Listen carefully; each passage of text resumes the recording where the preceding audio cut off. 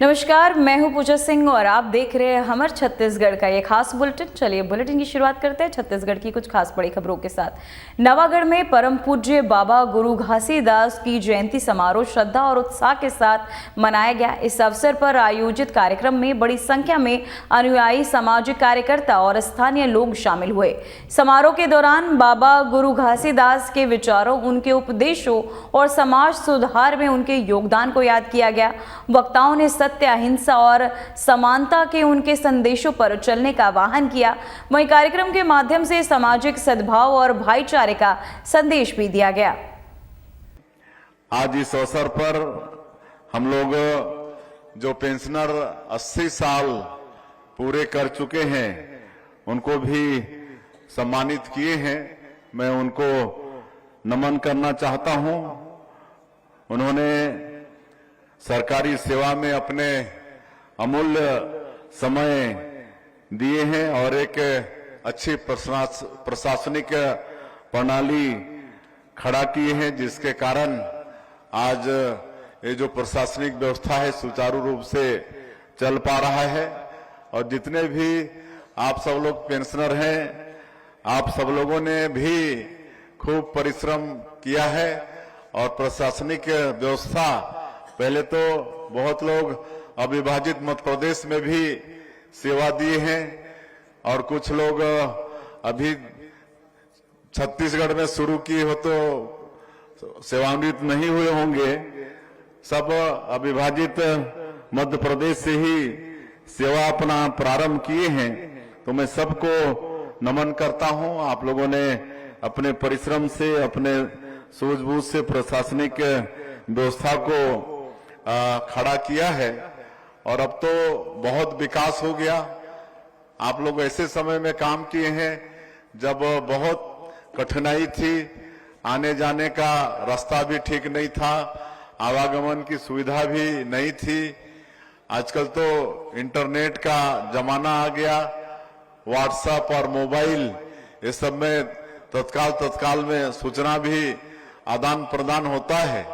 लेकिन आप लोग ऐसे समय में काम किए जब ये सब बिल्कुल नहीं था, सुविधा विहीन दौर में भी आप लोग अपनी जिम्मेदारी को निभाए हैं। इसलिए जो आने वाली पीढ़ी है, आप सभी लोगों का बहुत कृतज्ञ है। आप सब लोग नींव के पत्थर हैं और आप लोगों के परिश्रम से ही हम लोग सब आगे बढ़ रहे हैं। और निश्चित रूप से आप लोगों ने जो काम किया है वो आगे भी समय समय पर याद आते रहेंगे। काहे कि कई बार जब कुछ सूझता नहीं है, किसी चीज में निर्णय लेना होता है, तो फिर पुराने समय का निर्णय देखा जाता है कि पिछले समय में इस संबंध में क्या निर्णय हुआ था।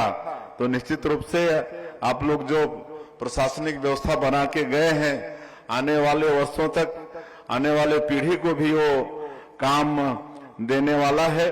और 25 वर्षों में हमारा ये छत्तीसगढ़ काफी विकास किया है। इस साल हम लोग रजत जयंती वर्ष मना रहे हैं। मैं आप सब लोगों को रजत जयंती वर्ष की भी शुभकामना देना चाहूंगा। और आज हम नवागढ़ में श्रद्धेय अटल बिहारी वाजपेयी जी की प्रतिमा का अनावरण भी किए हैं। श्रद्धेय अटल बिहारी वाजपेयी जी जो हमारे छत्तीसगढ़ राज्य के निर्माता हैं, 3 बार प्रधानमंत्री के रूप में, 1 दर्जन से ज्यादा बार सांसद और विभिन्न मंत्री के रूप में देश की सेवा वो किए हैं। और वैसे निर्विवाद नेता थे वो, साहित्यकार, कवि, सब कुछ थे, पत्रकार भी थे, कुशल वक्ता थे। उनकी भाषण शैली ऐसी थी कि विपक्षी लोग भी सुनते थे और विपक्षी लोगों का भी बड़ा विश्वास उन पर होता था। वो दलगत राजनीति से ऊपर उठकर राजनीति करते थे और मूल्य आधारित वो शासन चलाते थे। आप लोगों को मालूम है कि एक बार उनकी सरकार मात्र 1 वोट के लिए गिर गई। अगर वो चाहते प्रधानमंत्री के रूप में तो एक नहीं और कई वोट की व्यवस्था वो कर सकते थे, लेकिन चूंकि वो मूल्य आधारित राजनीति करते थे, तो वो बोलते थे कि हम दूषित वातावरण से बने हुए सरकार को चिमटा से भी छूना पसंद नहीं करेंगे। ऐसा वो मतलब सिद्धांतवादी और मूल्य की राजनीति करते थे, और एक वोट भी के कारण सरकार गिर गई थी। वो हमारे छत्तीसगढ़ राज्य के निर्माता हैं, और छत्तीसगढ़ राज्य बनने से तेजी से हम लोग विकास कर पा रहे हैं, और पूरा अनुसूचित जनजाति लोगों के लिए भी पहली बार उन्होंने चिंता किया। भारत सरकार में पहली बार आदिम जाति कल्याण मंत्रालय का गठन भी हुआ। तो इस तरह से श्रद्धेय अटल बिहारी वाजपेयी जी को नमन करते हैं। अभी 25 दिसंबर उनका भी जन्मदिन मनाए हैं। सुशासन दिवस के रूप में पूरा देश उनके जन्मदिन को मनाता है, और 25 साल में काफी तरक्की छत्तीसगढ़ का हुआ है।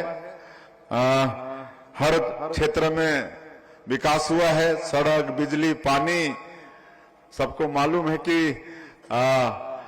इस क्षेत्र में पहले भूखमरी होती थी, कोदो कूट की महुआ खाना पड़ता था, कभी कभी वो भी नसीब नहीं होता था। और आज छत्तीसगढ़ बनने के बाद यहाँ खाद्य सुरक्षा कानून लागू है, जिसके तहत 1 रुपया किलो में चावल मिल रहा है, और आज कहीं भूखमरी नहीं है। माननीय प्रधानमंत्री अटल बिहारी वाजपेयी जी गांवों के विकास के लिए प्रधानमंत्री ग्राम सड़क योजना की शुरुआत की। पहले हमारे बुजुर्ग लोग बोलते थे कि डामर रोड देखने के लिए हमारे गांव के लोग बासी पकड़ के कई किलोमीटर जाते थे कि डामर रोड, काला रोड कैसा होता है। लेकिन आज हर गांव डामर रोड से जुड़ गया है प्रधानमंत्री ग्राम सड़क योजना से। इस साल अभी 750 गांवों का फिर से प्रधानमंत्री सड़क स्वीकृति हुई है, जिसमें हमारे विधानसभा में 32 सड़क है।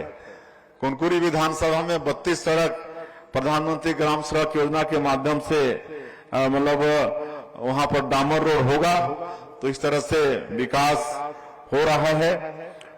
ये सब मैं बोलूंगा तो बहुत देरी हो जाएगा। बहुत एक लंबी यात्रा है 25 वर्षों के विकास का। उस समय जो विकास के लिए शिक्षा मूल मंत्र है। एक समय ऐसा था जब हम लोग पढ़ते थे तो मैं 5वीं का बोर्ड परीक्षा देने छेरा गोगरा गया था, 7-8 किलोमीटर दूर। हमारे गांव बगिया में 5वीं बोर्ड परीक्षा लिखने की व्यवस्था नहीं थी, लेकिन आज आप देखते हैं तो हर ब्लॉक में कॉलेज की व्यवस्था हो गई है। प्रदेश में शिक्षण की सारी संस्थाएं आ गई हैं, IIT, IIM, IIIT, NEET, CIPET, AIIMS, law का यूनिवर्सिटी, सब कुछ आ गया है। आज 18-19 यूनिवर्सिटी हो गया है। छत्तीसगढ़ राज्य बना तो एक मेडिकल कॉलेज होता था 2000 के दशक में, आज 15-15 मेडिकल कॉलेज हो गया है। तो इस तरह से बहुत तेजी से हम छत्तीसगढ़ में विकास कर रहे हैं। और मोदी की गारंटी को भी मैं इसलिए जिक्र कर रहा हूं क्योंकि मेरा विधानसभा भी है, और आप लोगों के आशीर्वाद से आज प्रदेश के मुख्यमंत्री का दायित्व है।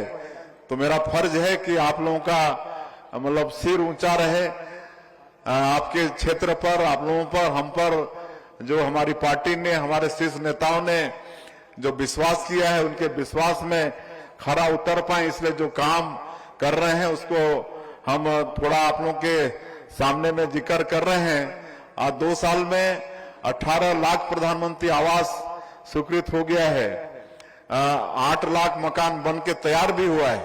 पिछले 5 साल एक भी प्रधानमंत्री आवास नहीं बना था। आज किसानों का वादा भी हम लोग पूरा कर रहे हैं। 21 क्विंटल धान खरीद रहे हैं, 3100 रुपया धान का कीमत भी दे रहे हैं, और 70 लाख से ज्यादा माताओं को महतारी बंधन का हर महीना 1-1 हजार रुपया दे रहे हैं। आज तेंदुपत्ता का दाम बढ़ाए 4000 से 5500 मानक बोरा। चरण पादुका योजना फिर से शुरू किए हैं, और भूमिहीन कृषि मजदूरों को 10,000 रुपया सहयोग के रूप में साल में दे, सब सारा काम कर रहे हैं। आज रामलला दर्शन योजना में अभी 2 साल में 38,000 हमारे राम भक्त अयोध्या जाकर प्रभु श्री राम का दर्शन करके आए। तो वहीं उप मुख्यमंत्री अरुण साव ने भिलाई नगर जिला साहू संघ के शपथ ग्रहण एवं सम्मान समारोह में सहभागिता की।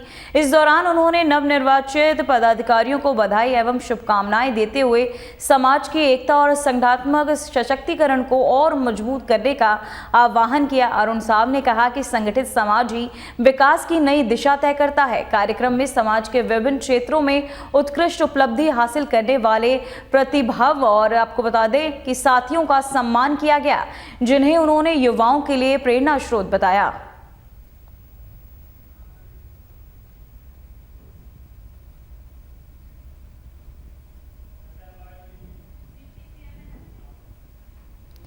तो वहीं उप मुख्यमंत्री अरुण साव ने कांग्रेस पार्टी पर तीखा हमला करते हुए कहा कि कांग्रेस का सनातन विरोधी चेहरा हमेशा से ही उजागर होता रहा है।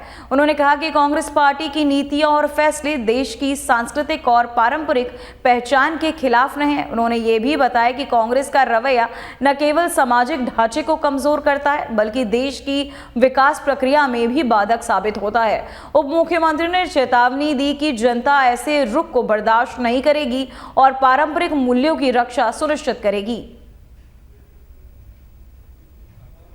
आज घोषित रूप से सनातन विरोधी हो चुकी है। जिस तरह से बागेश्वर बाबा धीरेन्द्र शास्त्री जी को लोग सुनने आ रहे हैं, उनके प्रति लोगों में जो सम्मान, आदर और आस्था का दर्शन हो रहा है, कांग्रेस पार्टी को घबराहट हो रही है। कांग्रेस पार्टी डर गई है और डर और घबराहट में इस प्रकार की बात करती है और कांग्रेस का सनातन विरोधी चेहरा बार बार उजागर होता है, अभी भी उजागर हुआ है। तो वहीं उप मुख्यमंत्री अरुण साव ने कहा कि छत्तीसगढ़ सरकार प्रशासनिक कार्यों में पारदर्शिता लाने के लिए ई गवर्नेंस की दिशा में तेजी से कदम बढ़ा रही है। उन्होंने बताया कि डिजिटल तकनीक के माध्यम से सरकारी सेवाओं को आम जनता तक सरल और त्वरित तरीके से पहुंचाया भी जा रहा है। इसके साथ ही उप मुख्यमंत्री ने प्रधानमंत्री नरेंद्र मोदी के मन की बात कार्यक्रम को प्रेरणादायक करार देते हुए कहा कि इस प्रकार के कार्यक्रम नागरिकों में जागरूकता और भागीदारी को बढ़ावा देते हैं, जिससे सरकारी योजनाओं और नीतियों का प्रभाव बेहतर ढंग से लोगों तक पहुंचता है। छत्तीसगढ़ सरकार सुशासन के लिए, पारदर्शिता के लिए लगातार प्रशासनिक कामों में ऑनलाइन सिस्टम, ई गवर्नेंस के माध्यम से कर रही है, ताकि समय पर काम हो, पारदर्शिता हो और लोगों को घर बैठे सुविधाएं मिल सके। इस दिशा में तेज गति से बढ़ रहे हैं और निश्चित रूप से उसका बड़ा लाभ आम लोगों को मिल रहा है। हमेशा की तरह आज का प्रधानमंत्री माननीय नरेंद्र मोदी जी के मन की बात अत्यंत प्रेरणादायी और उत्साहवर्धक, जानकारीवर्धक रहा है। 2025 का ये अंतिम एपिसोड देश और दुनिया की अद्भुत, अनोखी और प्रेरणादायी जानकारी हम सबके सामने प्रधानमंत्री जी ने प्रस्तुत की और जिस प्रकार से आज पूरा देश ही नहीं बल्कि दुनिया के अनेक देशों में लोगों को प्रतीक्षा रहती है प्रधानमंत्री जी के मन की बात की, तो आज का भी एपिसोड प्रेरणादायी और ज्ञानवर्धक रही है। तो वहीं बस्तर में इको टूरिज्म को बढ़ावा देने के लिए सरकार तमाम निधि स्वीकृत कर रही है और पर्यटन स्थलों को देशी विदेशी पर्यटकों से जोड़ रही है। इससे स्थानीय कलाकृतियों और वस्तुओं की बिक्री भी बढ़ रही है, लेकिन कुछ ठेकेदार स्थानीय मंत्री और सरकार की छवि को नुकसान पहुंचाने की कोशिश कर रहे हैं। वहीं विभाग गुणवत्ता पर ध्यान न देने से विवादों में है, जबकि जिम्मेदारी जल संसाधन विभाग की मानी जा रही है।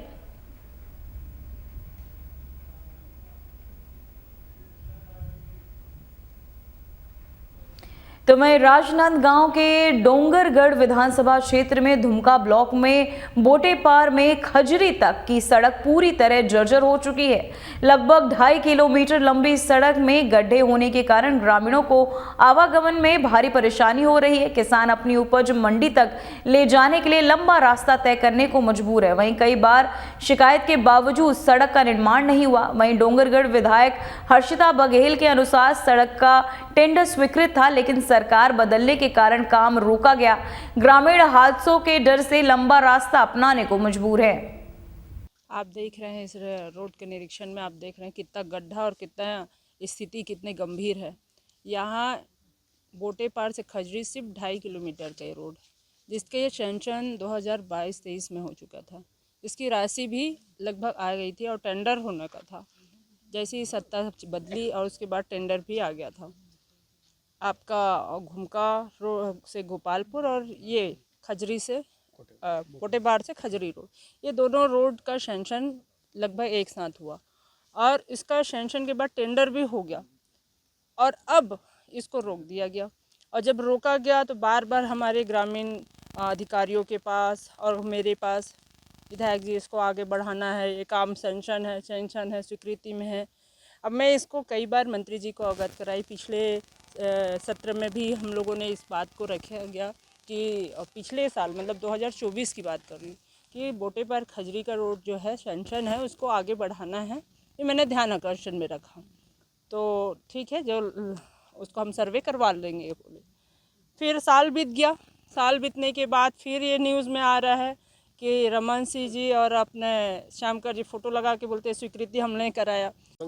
यह 20-25 साल पहले सरपंच जो पहले बोटेपार और खजरी एक पंचायत रही से, तब खजरी से सरपंच रही से वो है में गिट्टी रोड बनवा रही से, तब से बने हैं। और बाद से आज तक के में कोई मरम्मत के काम नहीं हुए हैं। इसमें डामर भी नहीं लगा, नहीं कुछ नहीं, गिट्टी भी नहीं डले है, वही समय के गिट्टी डले है बस।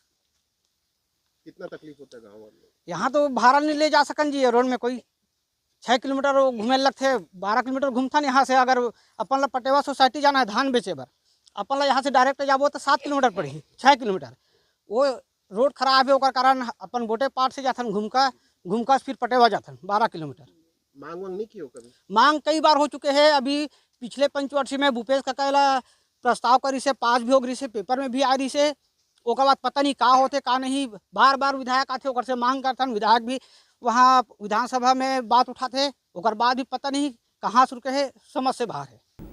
तो वहीं छत्तीसगढ़ के खेल प्रेमियों के लिए खुशखबरी है। दुर्ग का ऐतिहासिक रविशंकर स्टेडियम 2026 में नए और आधुनिक स्वरूप में तैयार होगा। वर्तमान में स्टेडियम जर्जर हालत में है, दीवारों का प्लास्टर गिर चुका है और मैदान भी पूरी तरह समतल नहीं है, लेकिन स्थानीय खिलाड़ियों को मजबूरी में यही अभ्यास और मुकाबले करने पड़ते हैं। वहीं बीसीसीआई जनवरी से इसके जोरदारोहण का काम शुरू करेगी। वहीं जीर्णोद्धार के बाद स्टेडियम में अंतर्राष्ट्रीय स्तर की सुविधाएं उपलब्ध होंगी, जिससे खिलाड़ियों को बेहतर प्रशिक्षण और प्रतियोगिताओं में भाग लेने का अवसर भी मिलेगा। ये स्टेडियम रायपुर और बिलासपुर के स्टेडियमों के साथ अंतर्राष्ट्रीय स्तर पर विकसित किए जाने वाले 3 स्टेडियमों में शामिल है।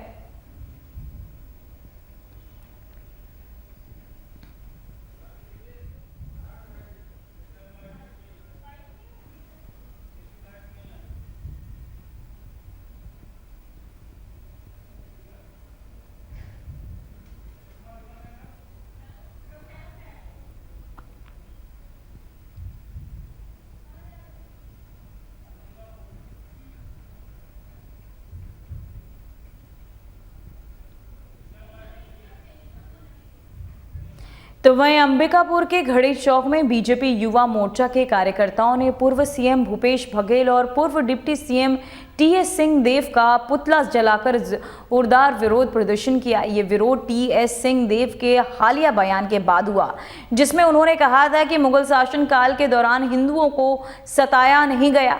युवा मोर्चा के पदाधिकारियों ने इस बयान को हिंदू विरोधी बताया और मुर्दाबाद के नारे लगाते हुए पुतला जलाकर अपना गुस्सा जाहिर किया। इस दौरान कार्यकर्ता और पदाधिकारी बड़ी संख्या में उपस्थित रहे और उन्होंने भविष्य में ऐसे बयानबाजी के खिलाफ सतर्क रहने का भी संकल्प लिया।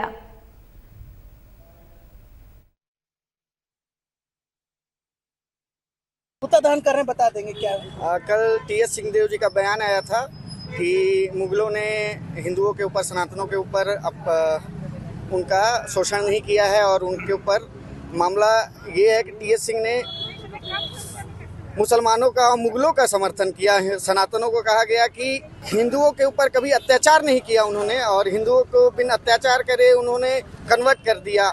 ऐसा नहीं हो सकता। उन्होंने कन्वर्जन अपने तलवार के दम पे किया था, और जो भी आज तक कन्वर्जन हुआ है प्रलोभन और तलवार के।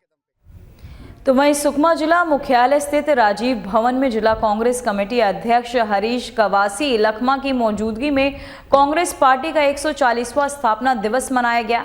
इस अवसर पर पार्टी ध्वज का ध्वजारोहण कर कार्यकर्ताओं ने सलामी दी। कार्यक्रम के बाद नगर भ्रमण कर कांग्रेस के महापुरुषों को याद करते हुए नारे लगाए गए। अध्यक्ष ने संबोधन में कहा कि कांग्रेस केवल राजनीतिक दल नहीं बल्कि लोकतंत्र, संविधान और सामाजिक न्याय की आवाज है, जो हर कमजोर और वंचित के साथ खड़ी रही है।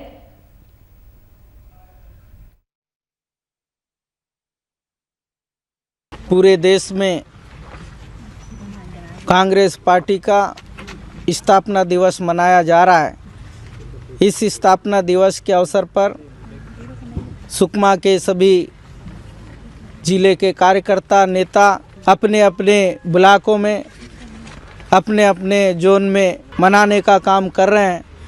तो इस अवसर पर कांग्रेस पार्टी के सभी कार्यकर्ता और जितने भी देशवासी हैं, उन सभी को कांग्रेस पार्टी की स्थापना दिवस के अवसर पर हार्दिक बधाई और शुभकामनाएं प्रेषित करता हूं। और साथ में हम सभी यह शपथ लेते हैं कि गांधी जी के विचार को, नेहरू जी के विचार को गांव-गांव तक पहुंचाएंगे। तो वहीं अंबिकापुर के जरहारगढ़ मोहल्ले में चोरी की बड़ी वारदात हुई। शातिर चोरों ने घर का ताला तोड़कर अलमारी से 50,000 नकदी और लगभग 6 लाख के सोने चांदी के जेवरात चोरी कर लिए। सुबह परिवार को चोरी का पता चला तो उन्होंने इस घटना की सूचना पुलिस को दी। पुलिस ने रिपोर्ट दर्ज कर मामले की जांच शुरू कर दी है और आसपास के सीसीटीवी फुटेज खंगाले जा रहे हैं। ठंड का फायदा उठाकर चोर वारदात को अंजाम दे रहे हैं।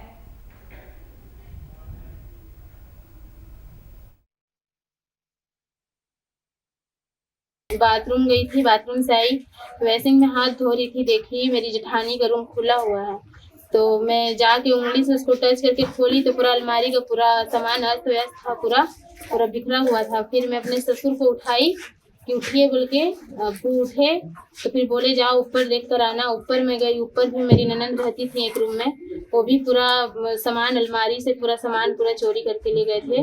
पूरा अलमारी का पूरा लॉकर पूरा तोड़ा हुआ है और नीचे का भी पूरा अलमारी का लॉकर तोड़ा हुआ है। फिलहाल हमारे छत्तीसगढ़ की खबरों में इतना ही। मुझे दीजिए इजाजत। नमस्कार।